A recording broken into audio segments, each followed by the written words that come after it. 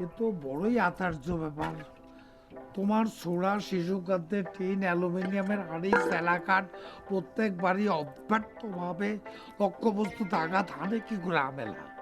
হ্যাঁ, তাও কপালের ঠিক স্থানে। দাদা কপাল, দাদা কপাল, আল্লাহ তালা নিজ দাদা আমার কপাল বানিয়েছে দাদা। আপনার উপর দাদি মারে, আমার উপর এসে পড়ি দাদা।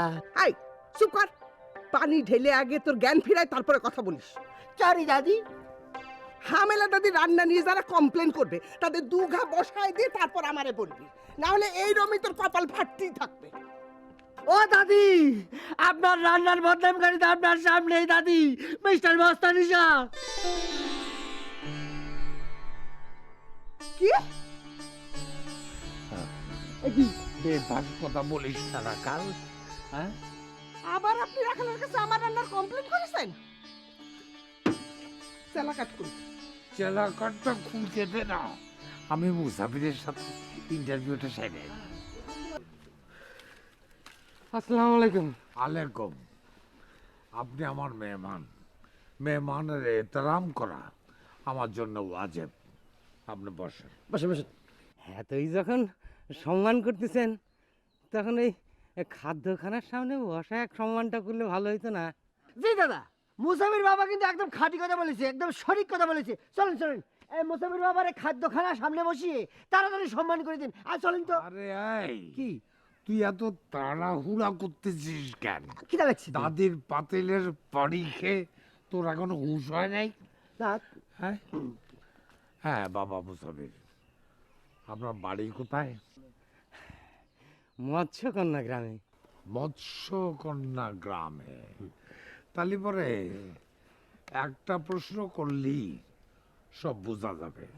আচ্ছা, এই মৎস্যকন্যা গ্রামে একজন সন্ন্যাসী আছে, তিনি এই পুরো পৃথিবীটাকে 4 ভাগে ভাগ করে শাসন করার জন্যে 4 জন পাগলের আন্ডারে দিয়ে দিয়েছেন। আপনি তাদের নাম বলতে পারবেন? জি পারবো।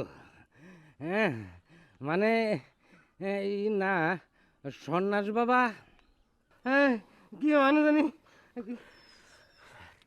স্যার পাগল না, মানে হ্যাঁ হ্যাঁ, করতেছে গায়ে। আমি এই কথাছেন কিছু শুনি, শোনা জিনিস তো। চরম পাগল, নরম পাগল, সরম পাগল, গরম পাগল। দাদা উত্তর ঠিক বলেছি না? হ্যাঁ, হ্যাঁ, দেখেছেন। উত্তর সঠিক হয়েছে।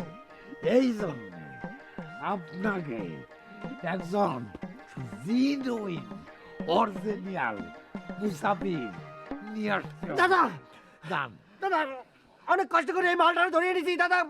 হাত হাতে খিদে লেগে গেছে, চারটি খাই তারপর তাই বুঝতে পেরেছি। এই, চুপ! তুই জানিস না এই শাহ পরিবার, এই বস্তানি শাহ কোনোদিন মুসাফির ছাড়া খাওয়া খায় না। জানি। তালি তালি পরে যা। যাচ্ছি। এই কি কি করেছেন আপনি? চারটা নাম মুখস্থ করতে পারেন না, আমার গোবর গোবর খাতে যান, শিক্ষিত হয়েছে বেদব।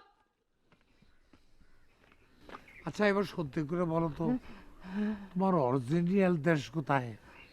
ভাতখোলা গ্রামে। আপনার প্রথম ছেলে বদন স্যার আমি একসাথে লেখাপড়া করেছি। বদন শাহ? তুমি বদন শাহর বন্ধু? এক ক্লাসে পড়তে? ছেলেটা যে আমার কোথায় দেশান্তরী হয়ে গেল।